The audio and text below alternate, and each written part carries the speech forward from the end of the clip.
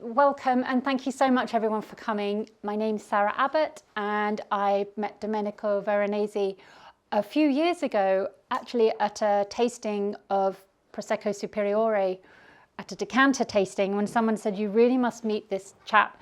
He's doing really fantastic things with this recuperated estate. They've protected this natural woodland.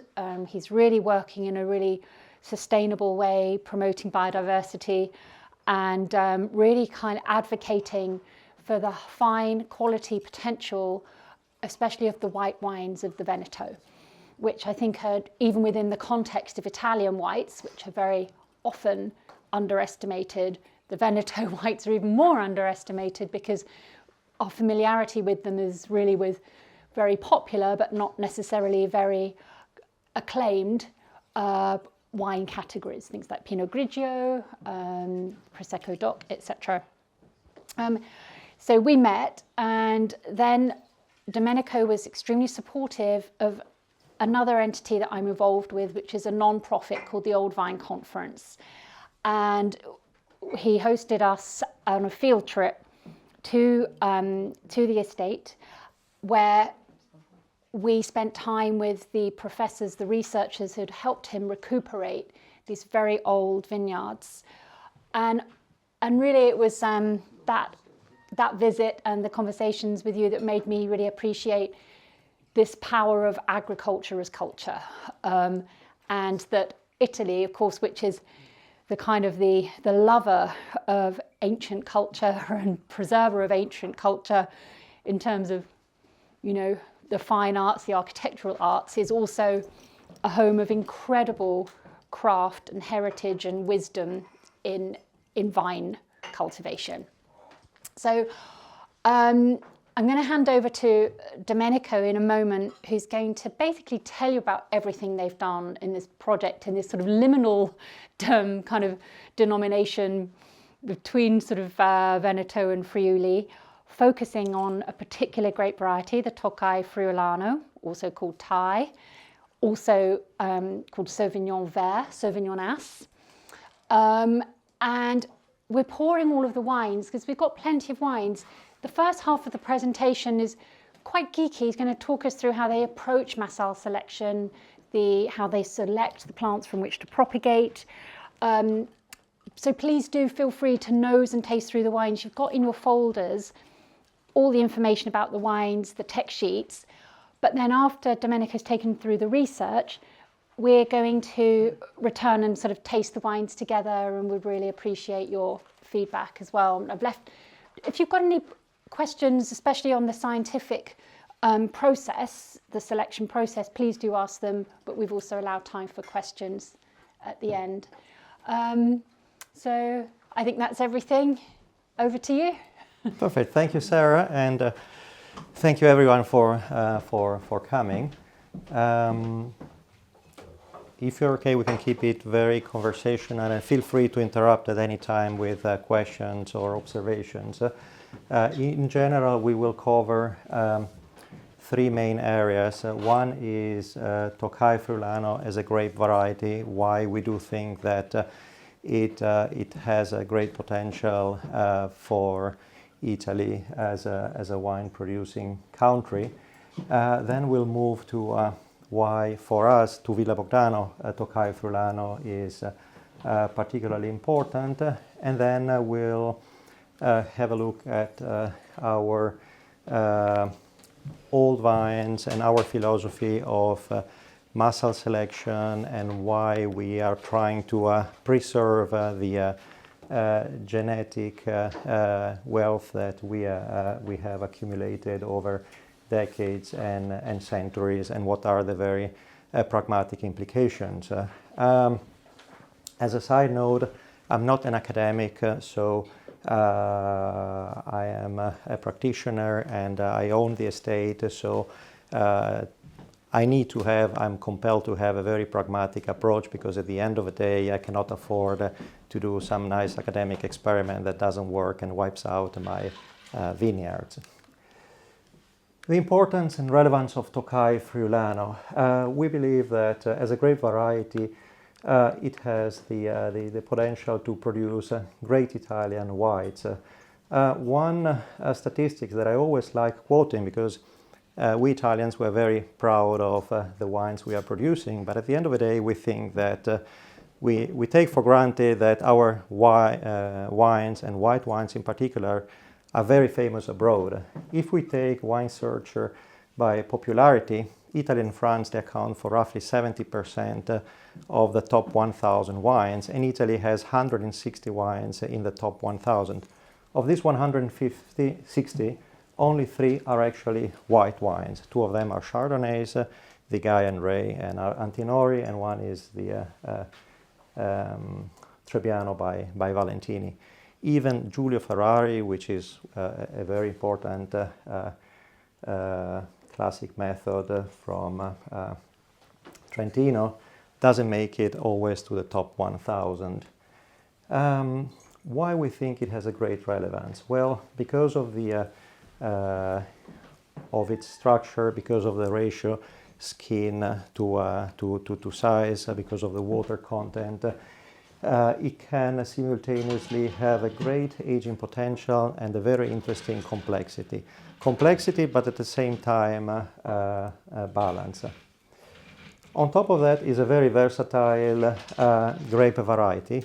Historically, in Friuli in particular, they used to do a passito with Tocai Friulano and a passito from Verduzzo. They have a very, very long tradition, which has, over the years, has pretty much disappeared, which is a bit of a shame because it is a variety that reacts very well to botrytis, and one of the wines we will to taste today, which is number 4, if I remember correctly, the 2019, is one experiment we made in 2019 with the botrytis, but allowing in the vinification the wine to consume entirely the sugars. So by the nose it has these typical aromas of a botrytis, but it's completely dry in the palate. It only has 1 gram of residual sugar. It is a great variety that can be interpreted in many different ways, and you already see that in different regions, and in Italy we're talking about mainly 2 regions, which is the very eastern part of Veneto and Friuli. Tocai Friulano actually arrived, we had decades of fights and this famous international lawsuit between Italy, France and Hungary about who could use what. Italy ended up losing very miserably the Tocai denomination and did gained nothing in turn. But it's important to be highlighted that around 1850, now with DNA analysis, we have discovered that the origins, they date back to about 1850 when it arrived in the eastern part of Veneto, only to be wiped out a few decades later by phylloxera. And then for almost a century, it was one of the most important white wines in northern Italy. And it's very interesting because you have different training methods. In the estate, we have this Cassone Padovano. It's a very rare training method. It's basically planting 2 vines at an angle, opposite angles of about 45 to 60 degrees. There is a similar system used in many countries, even in New Zealand, called Lira. The only difference is in the Lira you have one vine. Here you have 2 going in different direction. I will show you a picture somewhere. You can see here you have 1 going to the right, 1 to the left. Why is that? Tocai Friulano is a very vigorous grape variety, so it needs air and it needs surface to expand its canopy. Typically, if you work wrongly with height and density, you end up ruining you basically ruin the vine.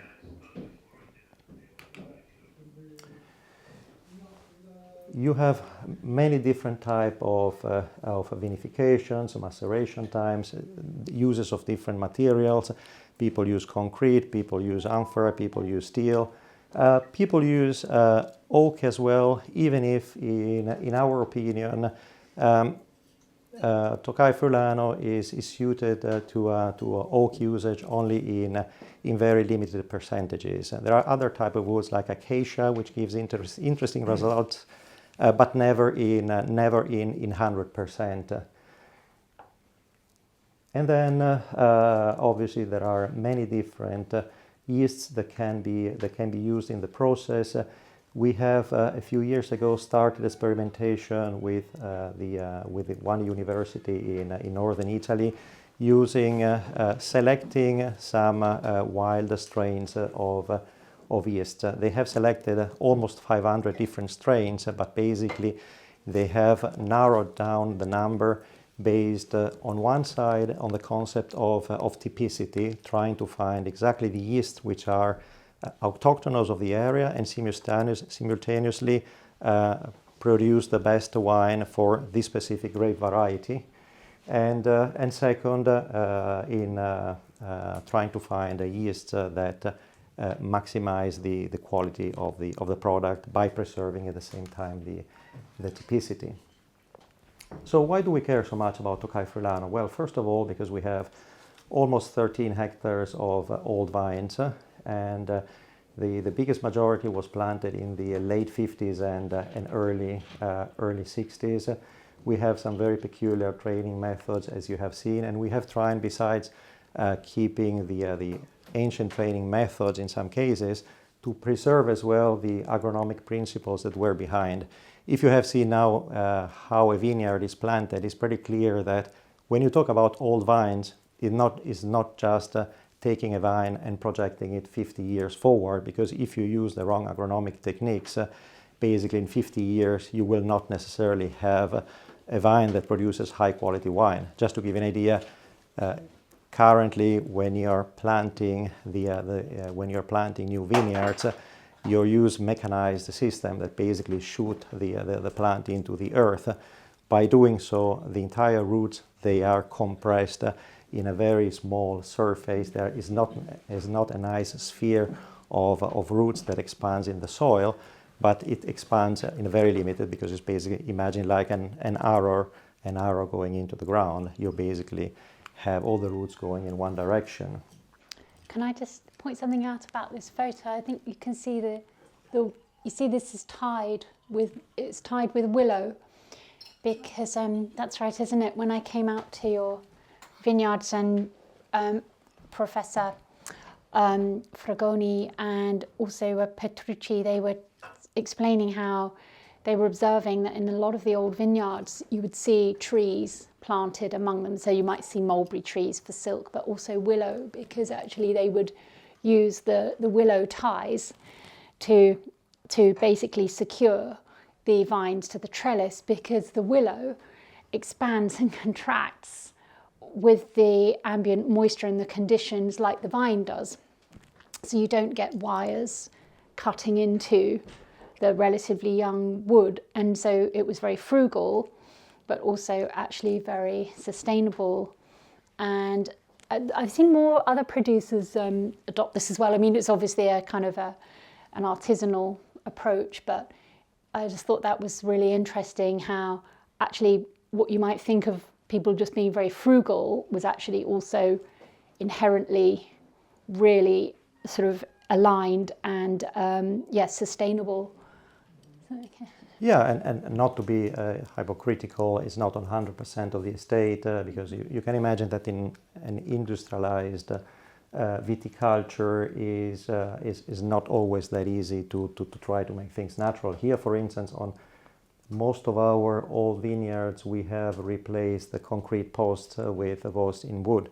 But actually, even in Italy, which has a long tradition of in the wood industry, it's very difficult to find hardwoods like acacia. This one we had to find them in Hungary. In Italy, it's pretty much impossible to find them. You find chestnut, but actually chestnut, what they do, they basically physically or chemically burn the half a meter that goes into the ground. So if you imagine like every 2 meters you have something chemical which goes into the ground, and you multiply that by thousands and thousands of posts, you're not really something very good for the environment. So there are difficulties in doing that.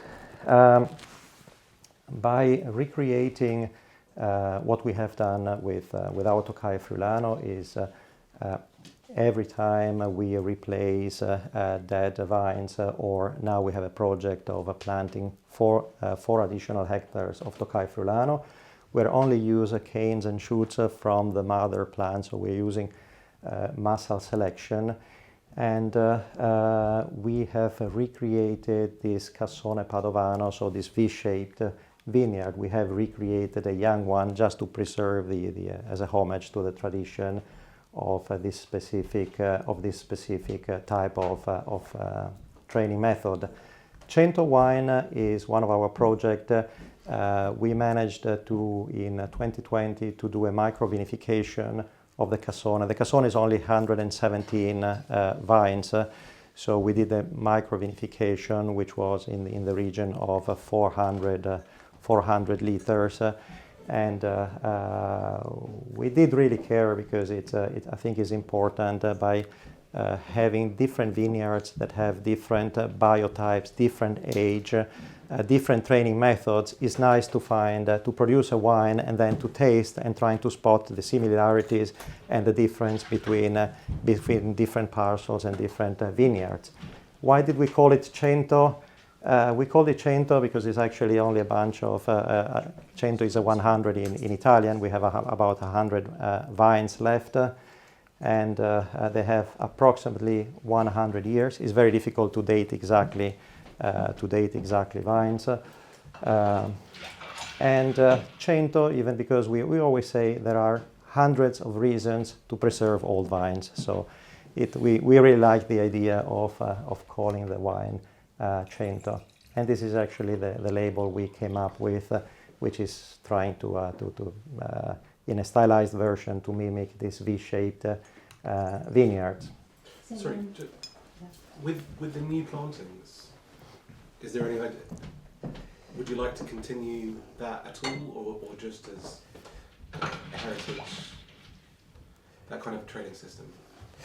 So the trading system, we are doing it on a very limited scale, simply for very practical reasons that just imagine taking care of the grass underneath here. It's impossible. Everything has to be done manually, and it's a nightmare.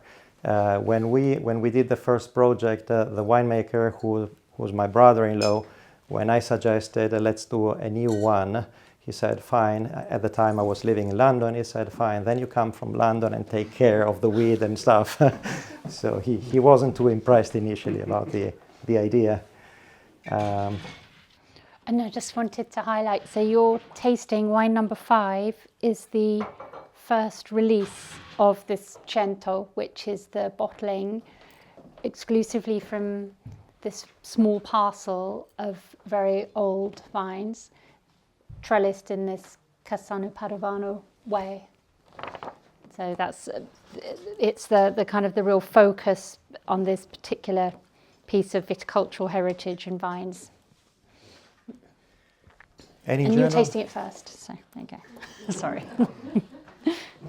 In general, for all the old vineyards, we are only using massal selection. So we are using the genetic pool of our old vines to recreate the new ones.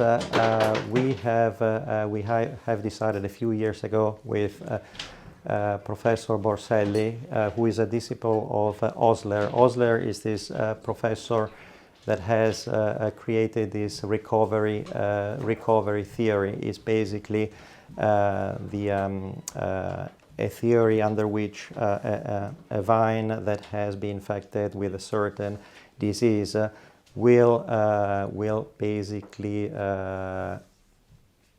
infection after infection, start to develop a natural immunity and resilience. And what is most important, what is very important, is that when we look at the gene expression, we are not talking about altering the DNA sequence. We are talking about affecting the expressions of the genes.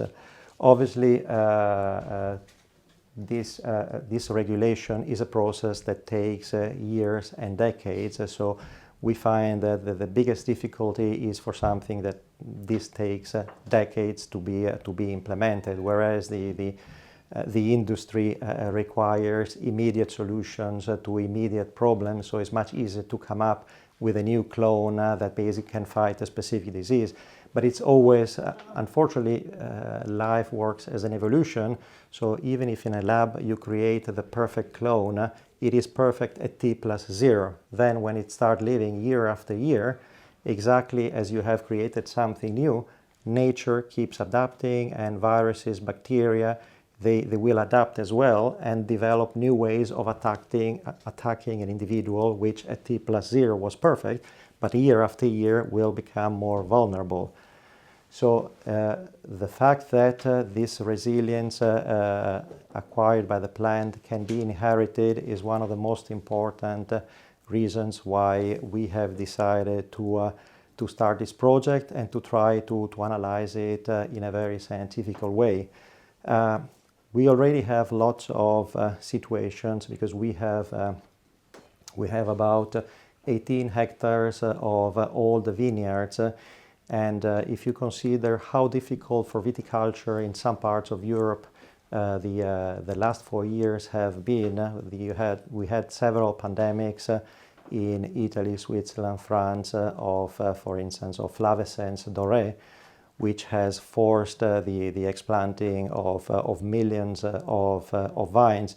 In our case, finding, for instance, that our 18 hectares of old vines were not impacted by flavescens doré, it's something very interesting, I mean, from an opportunistic standpoint, because we see that they are very resistant to that specific disease, that specific phytoplasma.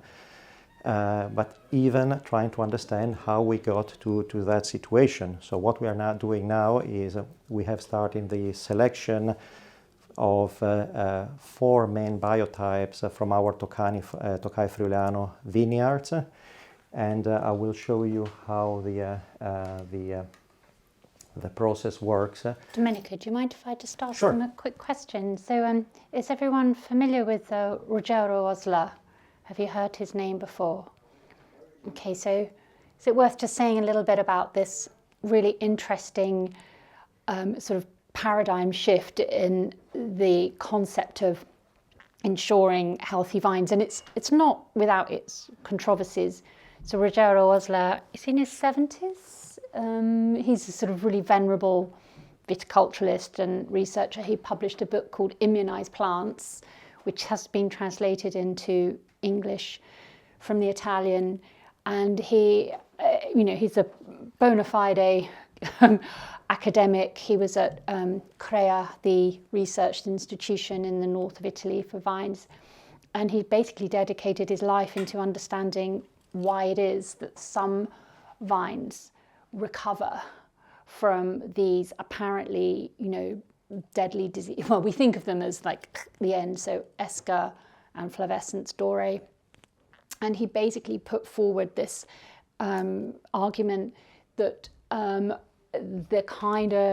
the post-war Green Revolution solution to dealing with diseases in farming has essentially weakened the natural resilience of these populations, and he's been enormously influential.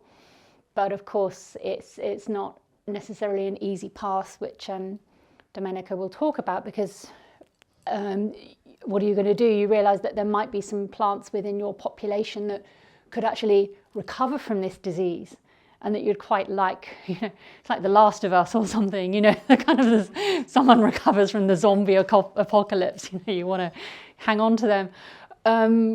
But it's this kind of a really interesting dialogue that's going on in concepts of viticulture, and just as this interesting dialogues in pruning approaches.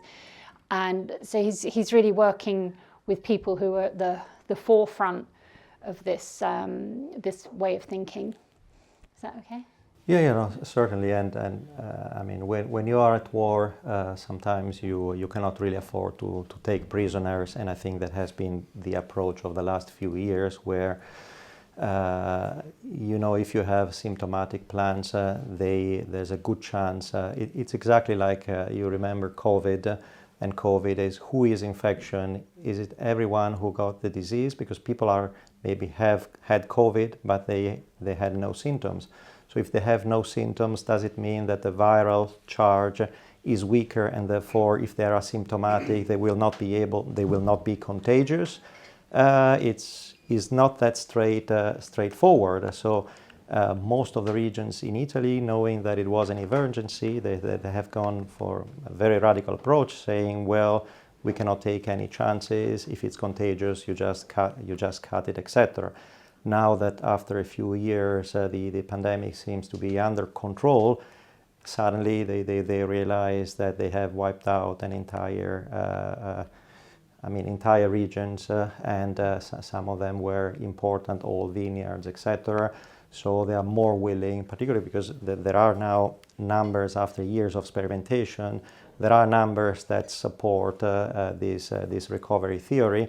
So even the regions which were more adverse to hearing about this now are some of them off the records, but they are looking at the numbers, and they've started to look at that.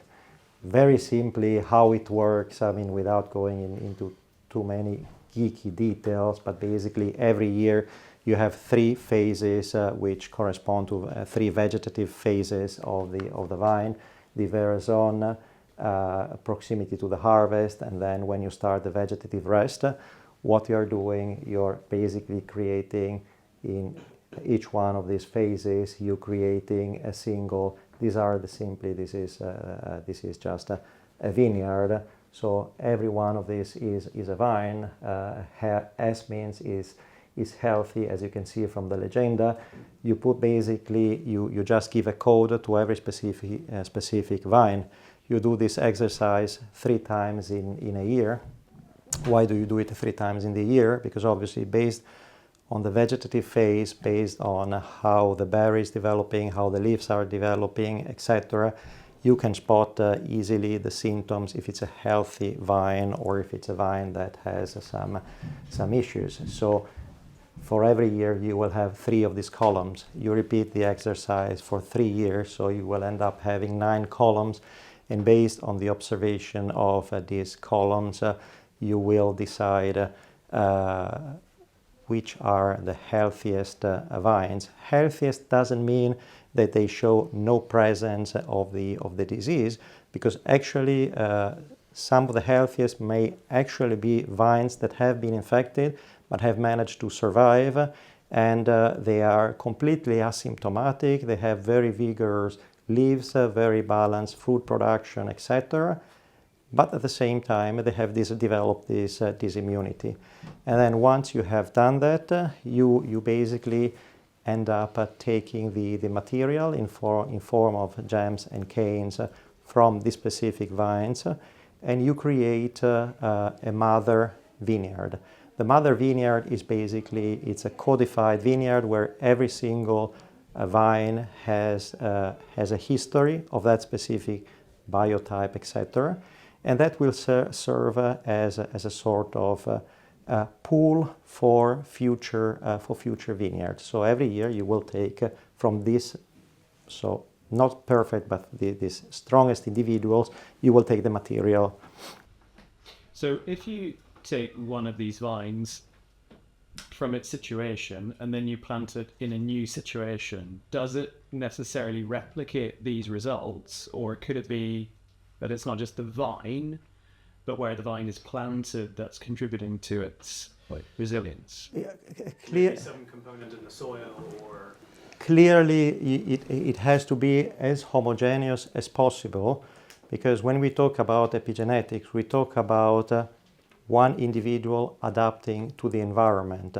So one critic that has been raised for many people doing these experiments, like in our part of Italy, the vast majority of vineyards, they source their material from 2 big nurseries. We're talking about nurseries that produce hundreds of millions of elements. One is in Friuli and one is in Trentino. So already the biggest point, and we had the discussion, is okay, you're taking you're deciding to plant some Pinot Grigio, and you're planting at 5 meters above sea level on a clay-rich soil, a vine that has lived for 100 years at 600 meters altitude on a calcareous soil. Obviously, it's a very strong individual, but it's very strong in its environment. You take it to a different place. It's like taking an Inuit and putting him in Jamaica. Obviously, he might be very strong, but he's in the wrong place. And it is exactly the same. So it has to be exactly homogeneous. Then genetics seems to show that these traits are inheritable. They are reversible and inheritable. So I'm not a genetist or a molecular biologist, but Dylan Brigg, the Australian viticulturalist, wrote a PhD about this, and he has some coverage on epigenetic adaptation. Actually, there's quite a lot on epigenetic adaptation, which is methylation of the DNA without altering the gene sequence, the gene sequence, because also it's an active field of human health and research. It's coming back to nature versus nurture, because actually we do shape our genes by how we live. And those and the DNA methylation, although it's not altering your gene sequence, it can be passed on to your offspring in any living thing. Like Darwinian sort of principle, yeah. I suppose what I'm kind of curious about is whether, for example, if you plant this vine here and there's a high concentration of potassium or a low concentration of magnesium, and it does particularly well in that spot at fighting a virus or an infection, then if you take it out of that spot and you plant it somewhere else, does that kind of carry over, or is there resilience site specific? So it can be, it is inherited, but then if you're basically putting the same or similar vine into a completely different soil, then there's a good chance that to start with, you have to see what the plant has been used to, because if it is true that you have the perfect soil for the perfect variety, but if you're taking one individual that has been living in a very, very poor soil for decades, I'm not sure that it will be immediately putting it in an ideal soil. I'm not sure that you will get the improvement that you expect. And your mother vineyard is located on your property. Yes. So people following this path are normally doing it because they want to replant where they are. So they're doing it as an alternative to clonal selections from the nurseries. Yeah. And it could be that actually these selections may be useful to others if they're in similar terroirs. So yeah, there is absolutely an adaptation to those conditions. And to almost like preserve the benefits of that adaptation, you'd want to keep it in those same or similar conditions. That's the kind of like fair test mentality, because it's a bit like, if I take a house plant in my house that's in my bedroom and it's not getting enough light, and then I move it beside the window, nothing about the plant or its genetics have changed. I've just given it a different context, and then suddenly it starts to grow better because it has more light. Mine always die. Just have to keep moving them on. But yeah, it's an interesting question. Yeah. Okay. Yeah, so the one above is just showing how the codified mother field will look like, and underneath in different colors is simply the representation of our vineyards. The bright green ones are the ones where we have the Tocai Friulano. This tiny stripe here is the Cassone, the V-shaped variety, and up there next to the violet one is where we are planning to do the codified mother field. How big is going to be? Like, how big is going to be the mother field? It's gonna be approximately 30% of the surface, so it's 4 hectares, 0.25, so it's between 1.25 and 1.5 hectares.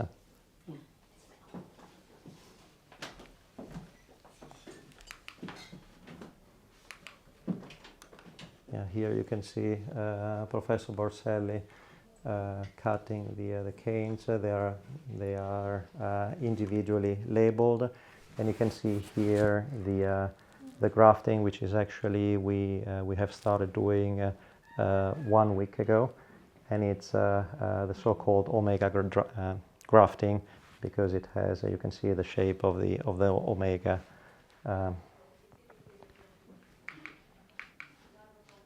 And every single gem and is individually controlled. It's interesting that this is our vineyard. About Flavescens doré, one objection that sometimes people raise is that Tocai Friulano and Corvina Veronese, they are the 2 grape varieties that have shown the biggest resilience towards this specific phytoplasma.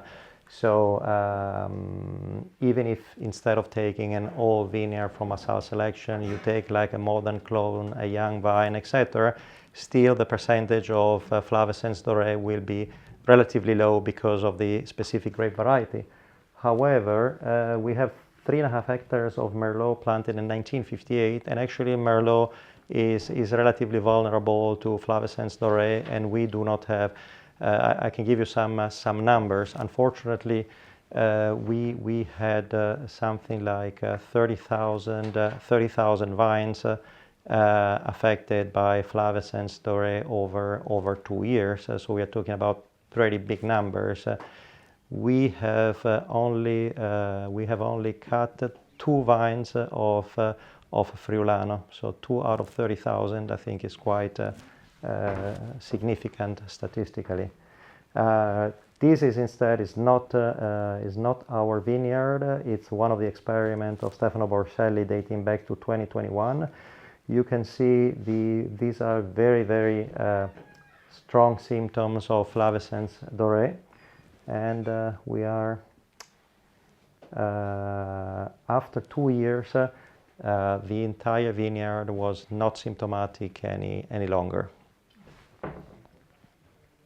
So this was very well documented, this experiment, and was one of the experiments that led some authorities to start looking and consider, oh, actually maybe what he's saying is not completely wrong.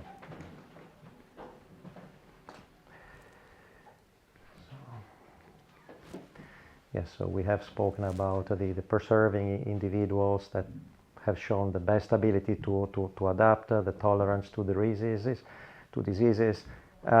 It's clear that it's very important the reduction of the environmental impact, because whenever you have a disease, you know that you have to use lots of substances against those diseases. And in our case, because we are organic, we are very limited in what we can use in the field, which basically means we have much less ability to fight once the infection has kicked in. And most importantly is obtaining grapes for wine with unique characteristics.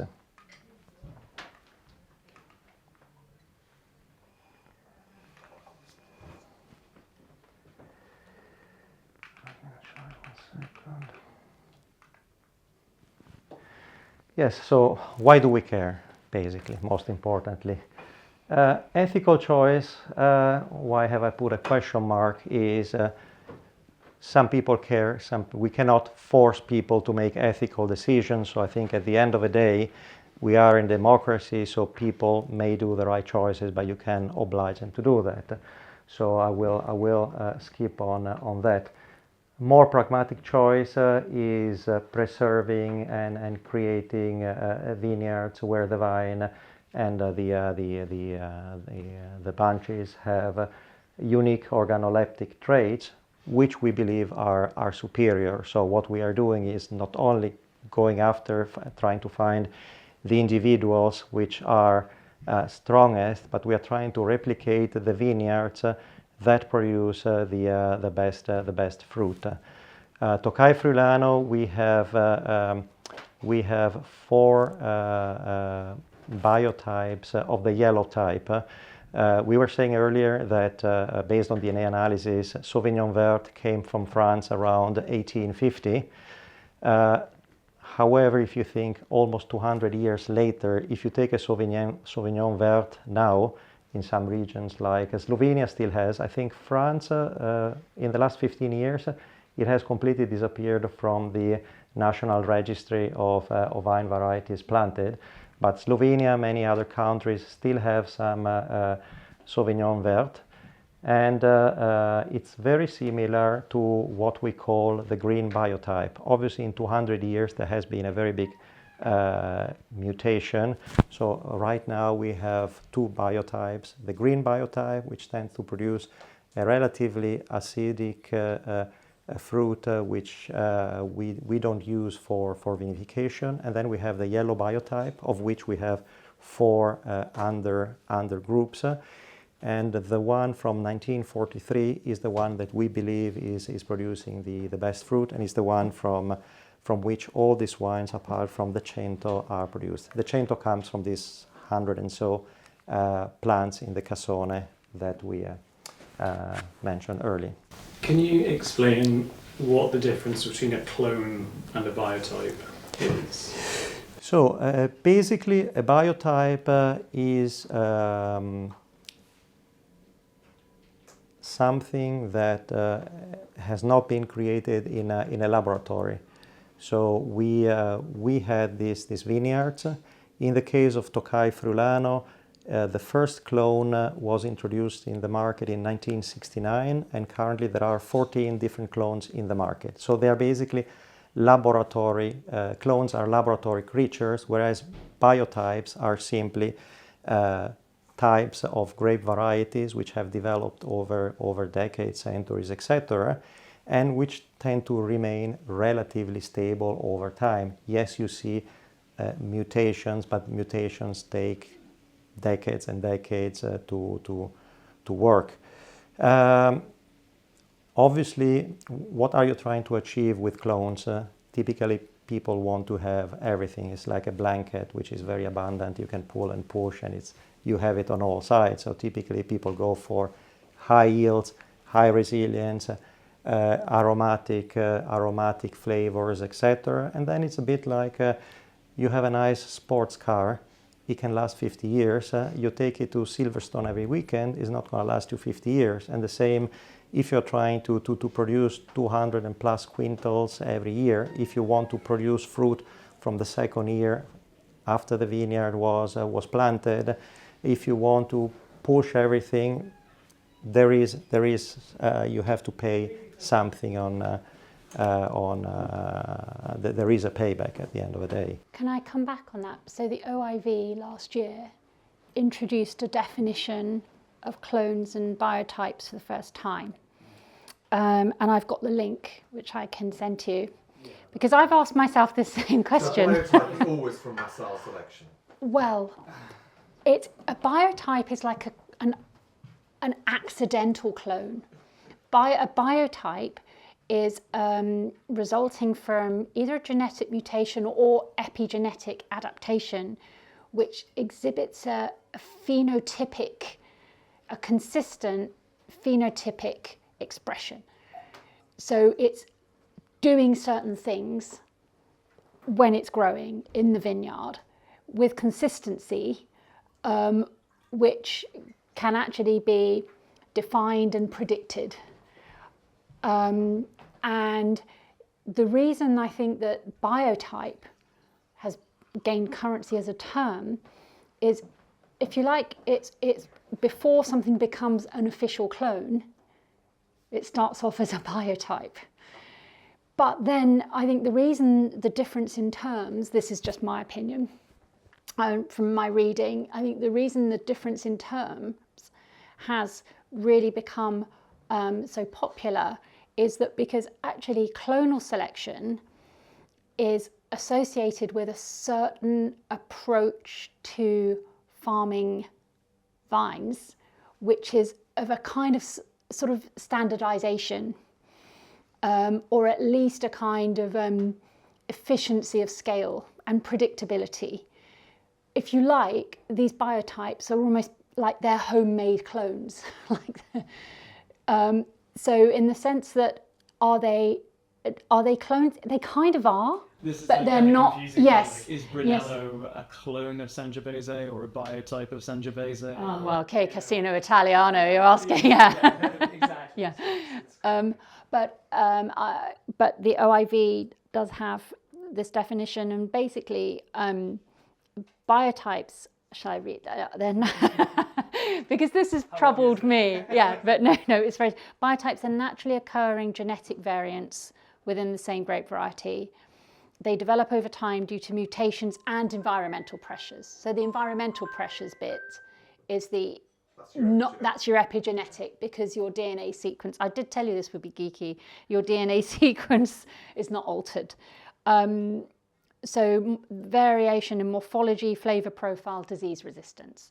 And then clones, a clone is a guaranteed genetically identical propagation from a single mother vine, and they are selected and marketed under shared consistent names, which can kind of be internationally defined. So this is how I think about it. It's like the biotype is like on a new frontier of potentially being a clone.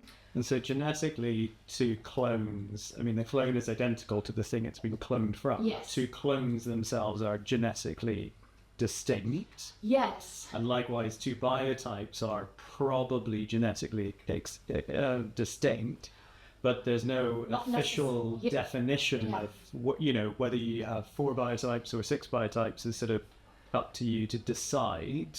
Yes. If you think they're sufficiently differentiated. But having said that, it's really it's common to have biotypes that are phenotypically very different. So they have different behavior in the growing season, the morphology, the grape composition is different, but when you run a DNA sequence, they're basically identical, because this is the concept of phenotype plasticity. So the people who are doing all this biotype selection are kind of they're kind of really curious and exploring this part of almost grapevine selection, which actually I think I think there's still a lot of unanswered questions, honestly. But I will share the OIV, and there's also a UC Davis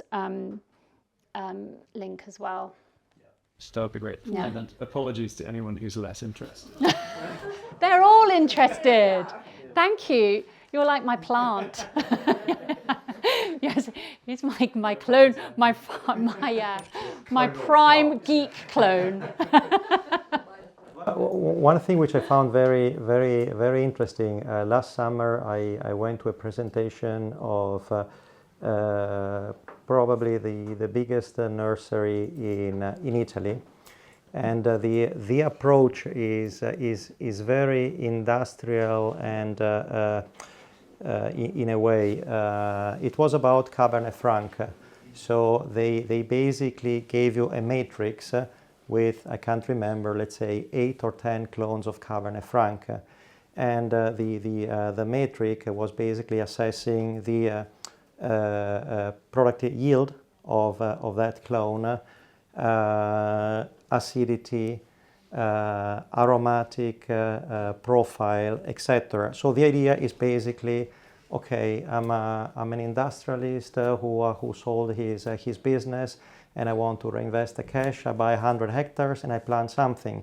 So they go to the nursery and they ask questions like, do you want to produce 14 tons per hectare or 7 tons per hectares? The 14 tons you can have a very young, fruity flavor, or you can go for a lower yield, but you'll have the spices with profile of nutmeg, white pepper, etc. It's literally, you go there from the shelf and you say, okay, I'm really like looking for 14 tons per hectare, like fruit is fine, whatever, etc. And it's literally like that. You almost construct on a spreadsheet your vineyard, and then you go and plant it. No question is asked about where you're going to plant it, blah, blah, blah. So it's obviously a type of approach, and yeah, it is what it is. I'm sorry, I'm just conscious of the time. We should probably start tasting the wines. Yes. Sorry, no, it's...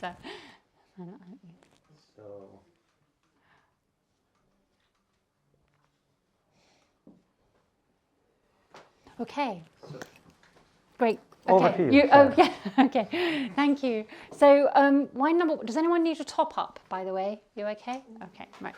So, so you'll notice all these wines are called Lison Classico. That's because actually you're not allowed to call Tocai Friulano unless you're in Friuli. And right now, actually the borders of this vineyard fall into the Veneto. So, so the official name in the Veneto is Thai. Yes? No? Have I got? Oh God, have I got that wrong? We are Italian, so we are very complicated. So the National Registry of Varieties, there is the official name is Tocai Friulano, which we are allowed to use for the grape variety. Okay. With its synonyms, including Thai, etc. And then when it comes to the wine, then you have Friulano, which is for the Friuli region. Then you have Lison DOCG, which is the only DOCG which is cross-regional in Italy, because both Veneto and Friuli can use it.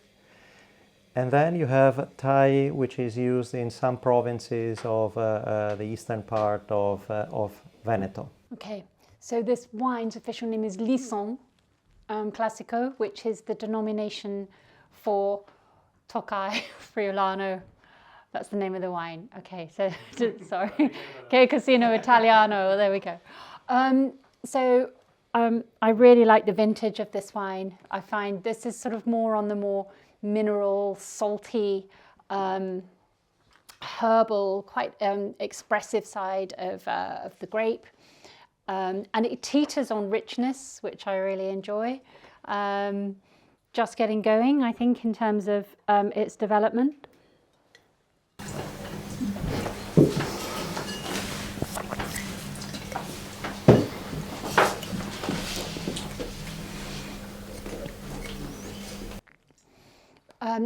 I'd love to hear your your thoughts if you're moved to share any thoughts on the wine. Lovely chamomile kind of note. It is chamomile, isn't it? Yeah, really very, fresh sort of and soothing as well. Yeah. Very inviting. Yes. Very Who needs a chamomile tea at bedtime? Yeah. What's the alcohol on this? Sorry, I didn't check that. 13. Yeah, it's 13. So I find a characteristic of Lison is how it kind of teeters on richness and then just picks up on the finish to give this really nice saline and actually sort of sneakily fresh finish. I think this is such an exciting food wine. And I really like the interaction with the lees contact here. Do you agree? Any other? And 2022, what was that like as a vintage? So Lucio, the winemaker, is still your brother-in-law. Yes. Yes. He might be connected through Zoom, so I have to be very. He's a brilliant brother-in-law. Yes. Great hands. No, 22. He thinks is one of the best vintages so far. he really likes. It was a very normal year. I mean, what is normal now? I think it's difficult to define, but good combination of rain and sun and nice evolution of temperatures. I find the acidity intriguing in this wine because I was sort of initially, it felt really very soft and slightly un-Italian in the way that we're very used to the acidity sort of grabbing you. It's how it was, but then in the finish, it's got a long finish and it really is. It's absolutely got that acidic definition, but it's very straight. It's very fascinating for me anyway. Very fascinating acidity in the wine. Yes, acidity is one of obviously of the contentious points of Friulano, because in general there are lots of schools and traditions where Friulano is blended, and typically there's always like a 10% of Ribolla and a 10% of Malvasia. The Malvasia maybe gives it more the aromatic flavor, and the Ribolla gives it the acidity. In general, we prefer to be true to the grape variety. Obviously, if you wanna drink a Chardonnay, you drink a Chardonnay. If you drink a Friulano, you like it because of its traits. But having said that, we are usually like a 0.2 in pH lower than a standard Friulano, which basically means that even if the alcohol is relatively, I mean, we have like 13% of a generous 13% of alcohol, and usually very high dry extract. So all the soft components are relatively pushed up. So typically you need, if you don't have acidity, it would be an unbalanced product. And instead we always have like both in terms of grams per liter and in terms of pH, a very interesting acidity. We will try even later the 2018. So despite being 7 years and being like a specific vinification, it still has this freshness, which we think is partially due to this biotype. And there is as well like a balsamic note, which is a bit unusual for the Friulano, but is present in our biotype. Oh, sorry, you mentioned that you have the green and the yellow type of Friulano. This would be. This is the yellow. Yes. We don't. We do not bottle the green one. However, we were talking about versatility. We have managed through two families that have been sharecropping for many decades. And we were very lucky that the daughter of the guy that planted this vineyard, she's in her late 80s, and she came once to us and saying, I really appreciate what you're doing and the memory of the family, whatever. And she dropped us like 40 awards that were all dating from like the late 40s to the late 60s. So it's interesting for us to see what wines were awarded prizes in the past, but even importantly, what they were producing. So Tocai, they had a sparkling Tocai, and we are pretty sure that the sparkling was made with a green biotype because it has a phenomenal acidity, but it's relatively unidimensional. I think it's such a fantastic wine that it's got that kind of floral nose to it, and then acidity and salinity, but actually the finish is very kind of meaty and was kind of savoury, or left with this almost kind of a very different kind of aftertaste, a very, very, very different finish to kind of how it starts. And that's such a beautiful thing with the wine, that the kind of the evolution of kind of is a journey through it. It's texturally really interesting as well, because you have this sort of thickness. It's quite almost viscous in texture, and that's not just an acidity thing. I don't think it's to do with the shape of the wine, that sort of fleshy quality. I am, especially in the next two wines, we're going to try two wines from 2018. I always get, like really good dried porcini when it's really fragrant. I don't know whether I'm just sort of being weird, but I get that real sort of umami. They're complex, they're aromatically complex, and very Italian white because all the action really is going on in the mid and back palate aromatically.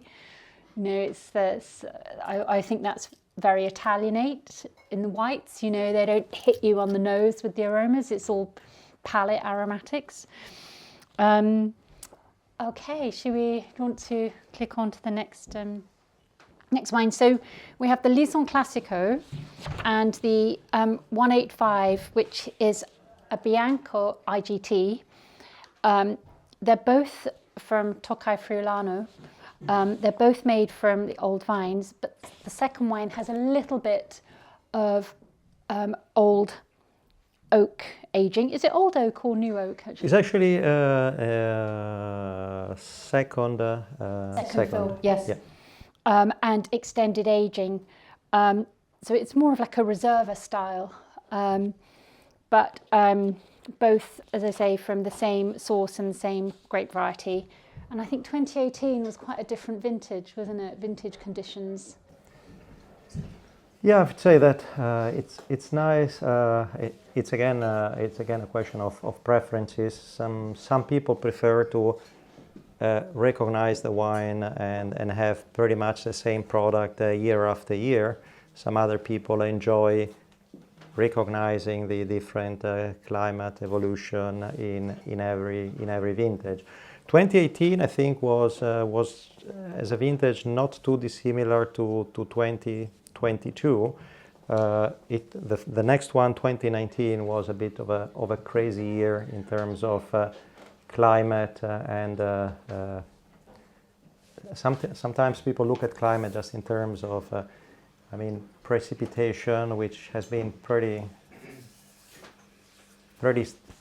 homogenized and standard over the years. But I think with the increase in temperatures, what we are noting that even if you get your 900 millimeters per year, sometimes you get 100 millimeters in 1 hour or through violent hail. It is not exactly as the gentle breeze day after day.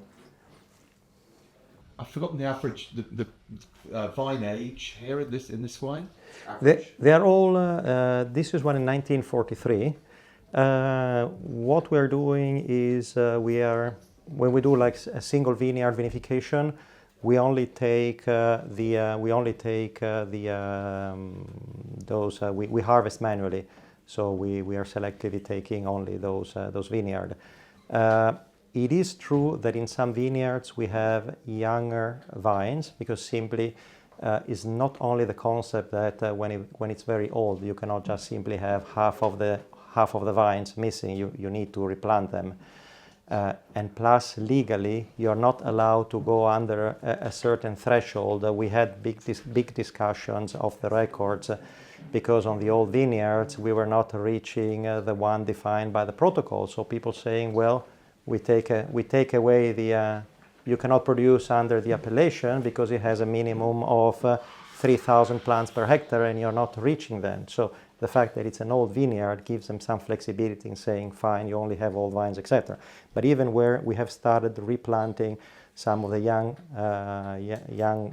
plants, but we do not harvest them with the rest.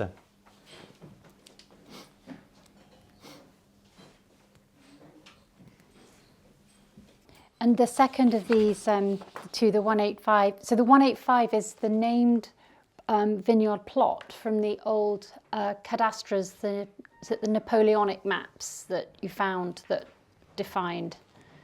This was actually even before. This was in. It's an interesting historical. After the fourth Turkish Venetian War, which lasted, I think, 25 years. Venice was pretty much bankrupt. So what they did is they always said we're not cultivating lands, we're cultivating the sea. They were a bit like posh and snobbish. But then when it came to money, suddenly they rediscovered the mainland and started levying taxes. And to levy taxes, what they did, they redid the entire cartography of our part. And in 1676, the Lison River, they did all the plots, and we have, funnily enough, this is a map from 1676, which matches by the centimeter the satellite map from today. So precise they were. But the nice thing is we have these plots, so we have decided to use the number of the parcels as a commitment to produce wines only from dedicated parcels. And we have used the 185, which is the name of the parcel in this Venetian map. Do you want to just click onto that wine? Sorry, thank you. So you set out with this wine to make a Reserva style from a selection, this is the one that I find really umami, surprisingly sort of really richly umami on the finish. It makes you want to go and eat. Do you like sweetbreads? I love sweetbreads. I think it'd be amazing with something like that, or something with that sort of richness, morels, sort of breast chicken, pigeon, that kind of thing. It's a really gastronomic. That saltiness of salted ricotta, ricotta salati, that sort of, it's got faintly lactic element to it, and it's got that lovely sort of Moorish sort of saltiness that I. Yeah, this acidity is one of the typical traits when we do blind tasting. That it's one of the things that gives it away. Can I just ask why this is bottled as 19, not under the Lison class? It's because we wanted to have for the same vintage basically to do two wines. One is we basically have only two so-called lines. One is the classics, which are defined as being impurity, 100%, and they have no only vitrified concrete, so no use of oak. And then we have the selections, which are Riserva, where the protocol allows it. In this case, there's no Riserva existing, even if we are trying to push for the introduction of a Riserva. So it's our interpretation of Riserva, and it has a use of oak. Technically speaking, I do not think you can come up with the same name for the same product with different specifications. Do you mean technically you're not allowed to? Yes, so we cannot come out with like DOCG 2018, etc., and then have two different labels, two different products. So you couldn't have a Reserva version of the Lison Classico? Yes, we can, but it's basically a side product within the protocol. Okay, great. And plus we have the Classico as well, because Classico is a sub area of Lison. So if you consider that the entire DOCG produces 100,000 bottles, we are even doing this. The Classico and the smallest part is a bit... Che casino italiano, che bello casino italiano. Sono l'article why we're still in the DOCG and credo we need that. The Fanta or so on. I think I honestly think the key to Italy is just to go frolicking in it, just enjoy. And it's just worth pointing out that in this part of Italy, there's a lot of, because they fall within the permitted territory of Prosecco production. So, I mean, actually one of the impetus for you and Domenico and Lucio to purchase this estate was because they knew it was very historic and they had these ancient vineyards there and it was being put up for sale, and its destiny would probably have been to be replanted and dedicated to Glera, which is, I mean, it's a more of a short-term opportunistic way of thinking about what you're going to plant and why. But would that Glera still be there in 50 years time? I think Italy is full of these kind of paradoxes, and these indigenous, these very unique varieties, I think really bring a lot of value to Italy, and especially Italian white wine, which is so underestimated. Sorry, I get on my soapbox. Anyway, to move to 2019. So I love this vintage. It's very sort of exotic and kind of just sort of keeping its balance. It sort of reminds me of sort of teetering on really high heels, sort of gracefully. Much warmer. Yes, it was warmer, wasn't it? And you also had noble rot. It was a very Botrytis. difficult vintage. Obviously, nature is unpredictable, but we made some choices in hindsight, wrong guessing the weather. So as a result, we ended up with much lower yields than anticipated. And on top of that, we were lucky that we had all the harvesting team ready, and when we noticed the formation of botrytis on some bunches, so we decided a bit crazily to give it a try. We didn't have much time. I think at the end of the day, it's a very nice story about all the passito, the guy that taking the bunches and cutting them and putting them on the straws, etc. The reality is that the temperature and humidity conditions to develop properly botrytis are quite unique. So in this case, it happened. We were lucky that we had the harvesting team there, and very quickly we harvested, and we came up with this very, very interesting product, which is like a testament to the fact that Friulano reacts extremely well to botrytis. At the same time, can we replicate this? Yes or no? I mean, in terms of weather, maybe we try 10 times and it fails 9 out of 10. Yes, we can do some indoor botrytis, which I think is maybe less romantic, but the only thing you're doing, you're controlling humidity and you're controlling temperature, because the alternative that no one says is the only way to control the process is making use of tons of sulfites, and I'm not sure is fair to come up with a nice story and then stuff the wine with sulfites. It's really unusual matcha note sort of to it. Like a mashup. Saffron. I find, the saffron and Umami notes as well. Yeah. It's very similar. Like if you have it on the nose, it's got like typical botrytis notes to me, like this apricot and honey, and then when you have it on the palate, it's actually very like savory as well. But then it's got the sweet notes as well. Like honey and dry. And one of the some Chenin, Franc Noir and stuff. Me, yeah. Yeah, the brain always tells you to expect like a sweet wine in the palate, and then it's completely dry. Yeah. It's good by Paula. Has it got any residual sugar at all? It's higher. It's higher. I mean, usually we allow the all the sugar to be consumed. So in all of our wines, we are like a 0.3, 0.4, etc. This one is around 1, which is higher than usual, but 1 is still considered pretty much 0. And then it gives this impression of sweetness, but we did the chemical analysis twice, because the first time we thought it was wrong. It had 31 grams of dry extracts, which if you consider that Barolo and Brunello have 26, you think, well, it has more body and structure than a Brunello. So we did it again, and it came out again at like 29.8 or something. So it is actually very, very concentrated, thick. So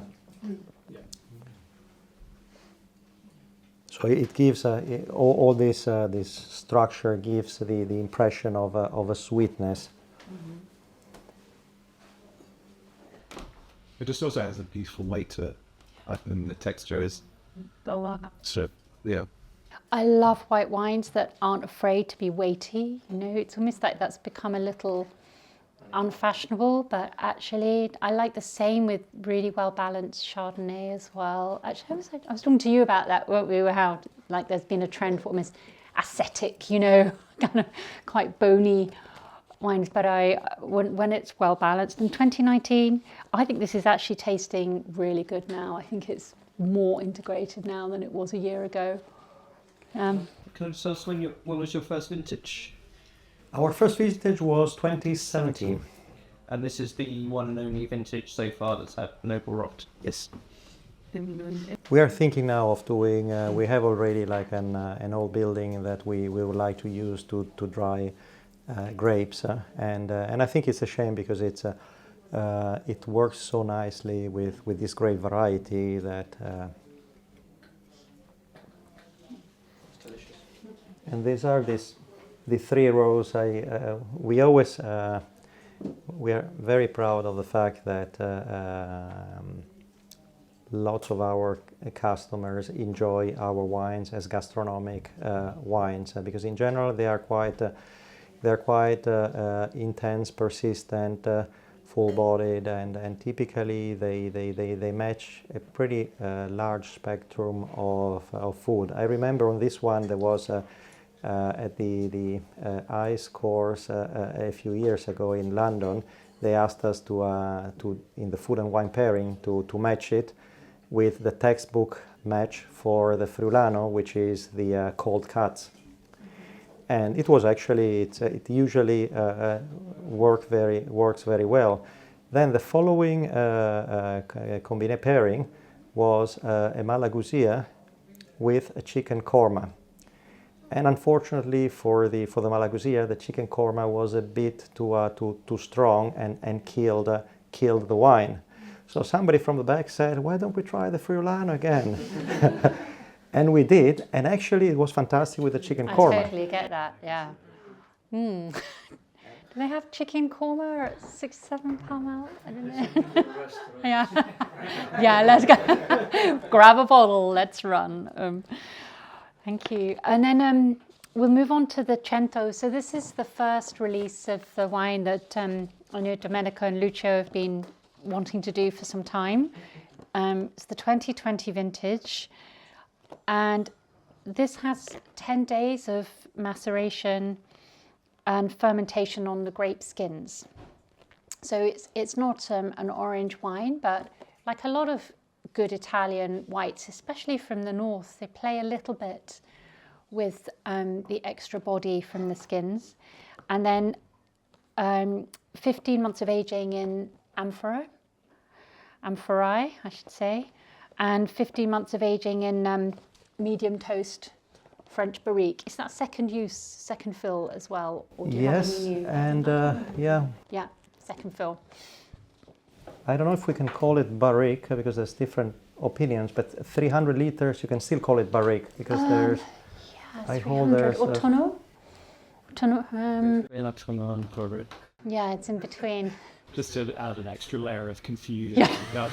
Totally unique barrels. Okay, Casino Italiano. Just go frolicking, that's fine. I really love the tasting note here where they say nutmeg, which I find because it's almost got the kind of the catch, you know, that kind of little hooks onto the palate. There's a resistance on the palate in this wine, which I really love. So this is purely from these very old vines planted between 1880 and the early 1900s in the Casana Passavano, which basically inspired Domenico and Lucio to start this whole project. So Lucio was working as a winemaker in another winery, so this was the first time they'd actually worked together. But this is kind of the wine that really started it all it's the wine from the vineyards that really, you know, started it for them. And it's still very youthful, this wine, I think.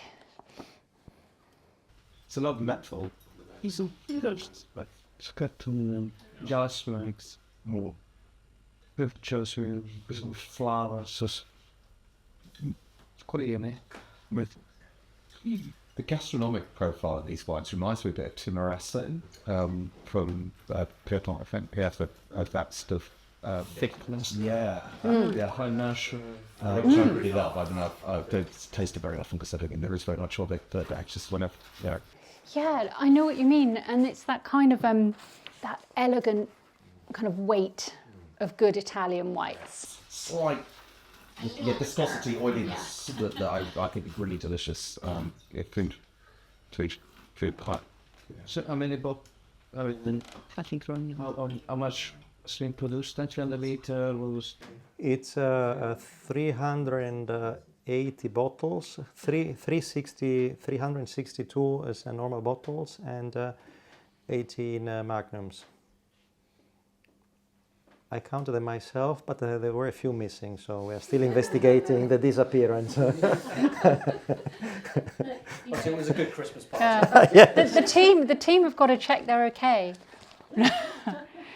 And one of the reasons to make this wine is to sort of use the wine as the center point for then discussions and, this kind of convivial kind of moments to actually highlight the importance of this approach to Italian wine cultural heritage and agricultural heritage. So I love this. What do you think? it's quite sort of confusing, actually. It's really hard to get your head around it because I think sometimes it pulls me in one direction and then in another, and you think that you're kind of getting it and then it slips away again. But I certainly see the kind of, let's say, the lineage in the other wines, but I think the level of expression here is twice. I'm conscious that by the time we got to taste it, it had probably got a bit warm. So we do have some of the wines left. So if anyone wants to retry, I might try the cooler. cento again, actually. Yeah. It's gone because I Yeah. keep going back in thinking, Well, try to understand it. that's okay. We've got 10 minutes. Would you mind topping us back up with its wine number 5? Is there any reason why you've chosen amphora to age it in? Let's say in general, there are always textbooks, and then there's a real experience. So every year what we are doing is we're not saying experiments, but basically trying to see how the wine reacts. And we have tried a bit amphora with several products. In general, I have to say it's very difficult because on one side there's the trend, everyone loves it, so you have to make it as well, etc. Then you try it, and I have to say my winemaker has a very good imagination. So he tries the wine and he's making an assessment based not on what am I tasting now, but what will I taste in 5 years' time, etc. And with the amphora, the issue was always like, is it really changing? Is it really changing? So it's a bit like of a very slow mover. But then I think it's, I would say the opposite with oak. Oak tend to, interfere with the aromatic traits of this grape variety. So a small percentage is fine. And not the initial, like the 185. We do the initial fermentation in barrique, but we avoid, for instance, the tumultuous part of the fermentation. And it's again a question of materials and even of temperatures. We have realized that in fermentation, the sudden increase in temperature is giving some aromas which we think are not faulty, but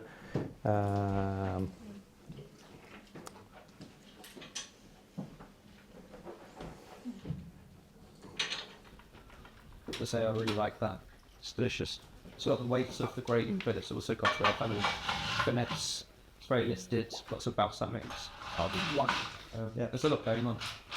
We ended up with like pretty much 3 years of aging, and then every now and then we were going into the cage, etc. Is it ready? Is it out ready, etc. So it's very interesting tasting the dish in both temperatures, actually. This sort of one extreme to the other. Right? It's incredible, and it's got a different sort of profile.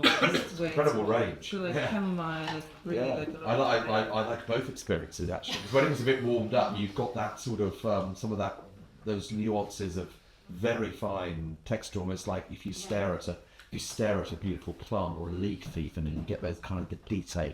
It's, it was, you got that when it was warmed up a bit. Now you get some of the other characteristics. It's very cold now. It's actually very fresh. Yeah. It's despite the kind of weight of. Yeah. It's quite interesting. We spent 4 hours doing pairing, again, starting with a textbook and then evolving. And then I suddenly remembered that I had a present from a friend. It was like 1.5 kilos of top porcini. And I said, and it was like bang, was the maybe the best pairing was with the under oil porcini.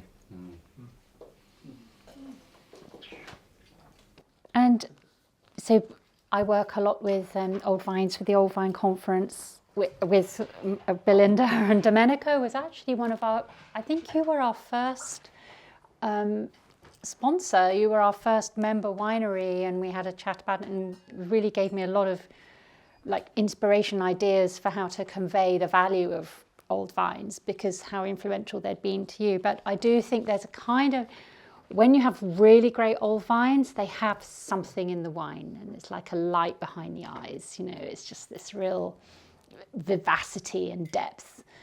So I think this is really exciting to see where this is going. Of course, you know, some of these vines, the fruit does go into the other wines, but I think it is really interesting to try this as a single cuvee. Will you make this every year, do you think? Or have you made it since? I hope this year will be a good year. Let's see. Okay. Always fingers crossed, you never know. Yeah, okay. What's it cost, Cento?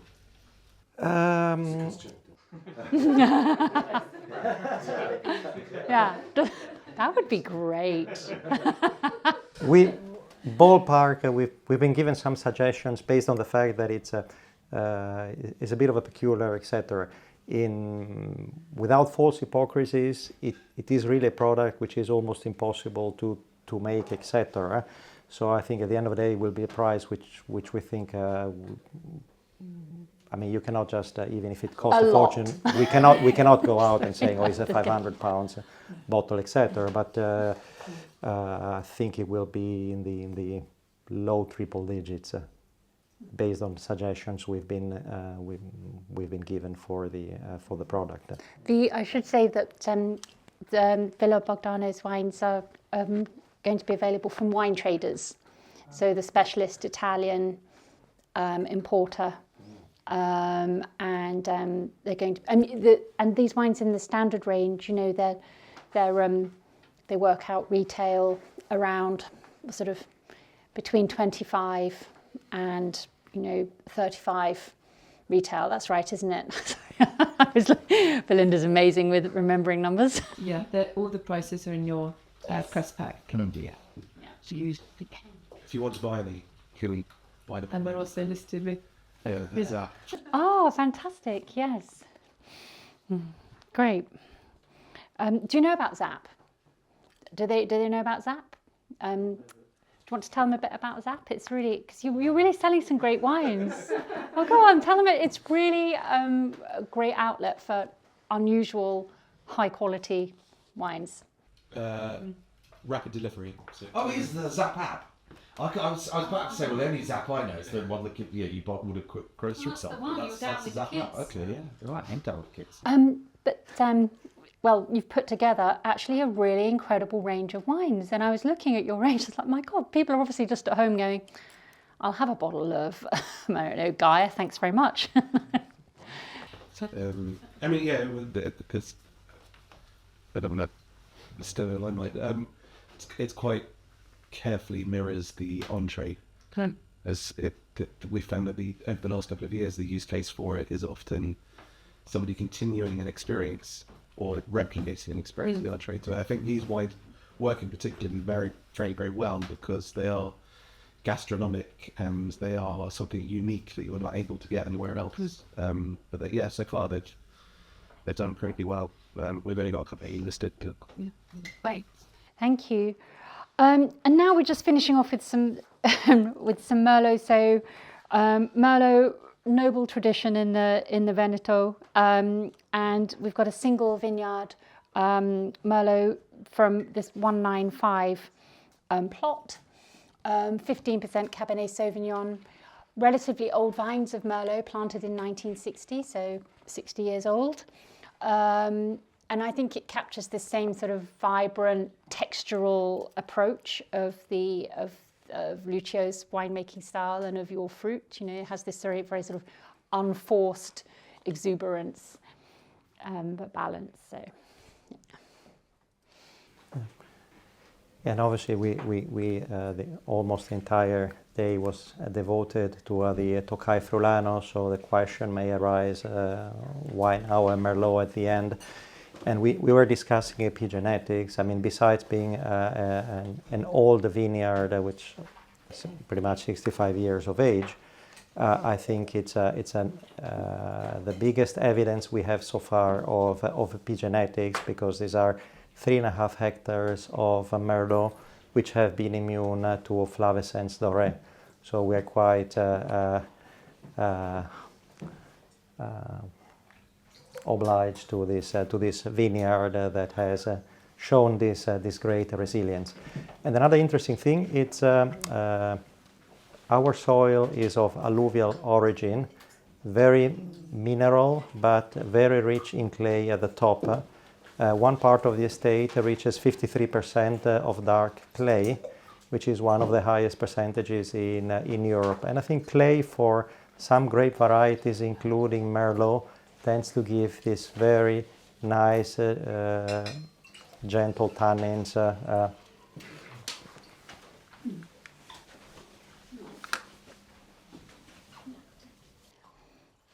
Yeah, that's lovely. I like, again, it's that perfumed sort of suspension.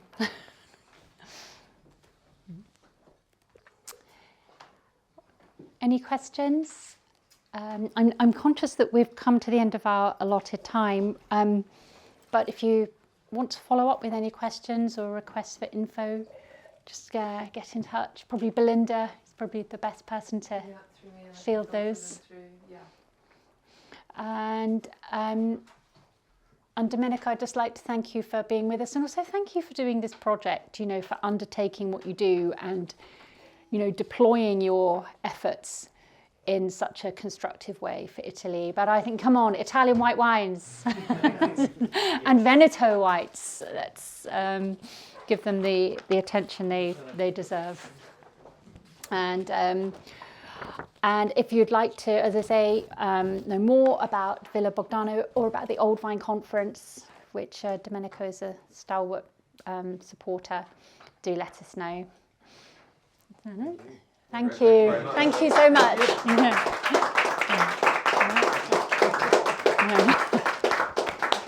Thank you so much for coming. Thank you.